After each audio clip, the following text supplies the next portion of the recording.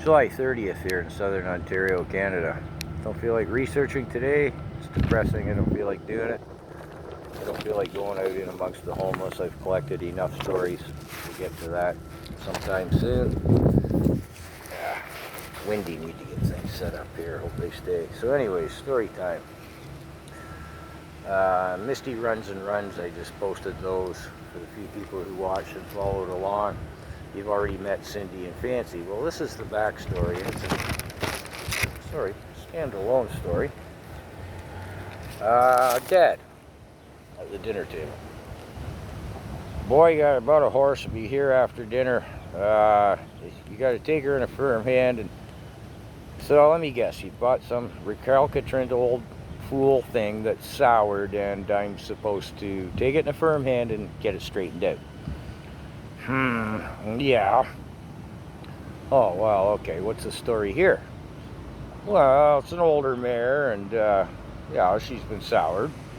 So, how'd she get soured, Dad? Well, she got passed around by too many people who don't know how to work horses. The usual tricks: take her in a firm hand, get her straightened out, and tell me when you got that done, I'll find the right buyer for her. Okay. So what are these bad habits, these tricks the horses develop? Well, a good one is you're cleaning their rear hooves or currying them, brushing them back there, and they'll just whale you across the face with their tail. You know, just about take the hide off you. Oh, sorry, I'm a creature of habit. I always swing my tail around. Yeah, right. Good idea when you're back there. Watch those teeth, too. Yeah, really watch those teeth. You're cleaning their front hoof and you realize the fool horse has been slowly just leaning onto you until you're carrying about a quarter of the beast's weight. Oh, there's the stall squish. Oh, what? Is there an issue? I can't breathe. Am I standing on your foot? Oh, I'm sorry, I didn't notice. What, you can run down a creek bed in a gallop. You know where your hooves are in amongst those river rocks, but you didn't realize you're standing on one hoof on my foot. Well, what else you got? Oh, they distend their belly when you're putting the girth strap on, so you think the saddle's tight and it's not. So the firm hand and straightening them out, you're working with the horse, you're developing a working rapport. They're reluctant to come in from the fields, and they don't want anything to do with people anymore. They've been soured, as Dad would say. But you're currying them, you're tending their hooves, you're giving them some sugar cubes and some bran, and all these little bad habits are easy enough dealt with.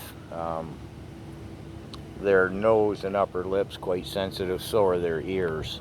You know, when the thing's squishing you against the stall and you can't breathe, you're Muhammad Ali on the speed bag on their ear, you know, because it's sensitive. Excuse me, these things are all straightened out. Fancy had a really bad habit, one nasty habit. So now we move along. Dad, it's Friday night, and at the dinner table he says, I need you after dinner, boy. I got a buyer coming to look at old Fancy there. I said, no, not tonight. It's Friday night. I got my Willie Pigeon coming. He's like, what? What's a Willie Pigeon?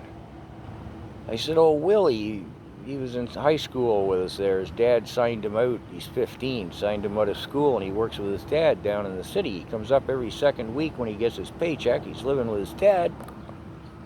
I just clean him out on the pool table. Mom's like, you're 13, you shouldn't be in the pool hall. I'm like, well, I make more money on my Willie Pigeon than I get paid with these recalcitrant old horses than all this. You know, I'm pointing at Dad. Dad pulls rank on me. You gotta be here. They're coming right after dinner. I'm protesting. I'm looking at Mom for backup, but with the pool hall factor, there's no backup from Mom, right? Dad pulls rank on me. 20 after 6. I hear a car pull in the drive. Dad's like, oh, that must be the buyer there now, coming to look. I'm still trying to protest about my Willie Pigeon gig.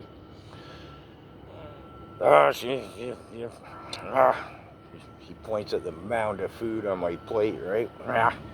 And points out, the fellow who's buying it is buying it for his daughter. And she's a right pretty little thing too, you know. And I'm like, my Willie Pigeon gets off the bus at 7:15. Excuse me. So 20 after 6, in pulls the car. Can I be excused? Whoosh, I go flying out. I grab Fancy's bridle. There's the father, the 2 daughters, Cindy, and her younger sister, who we would come to call Sniveler, and would end up having a pony as well herself. Can't quite think of the pony's name. It doesn't matter in the story anyway. So I take Cindy and the bridle out. We go out. The horse is just free-ranged around the 60 acres.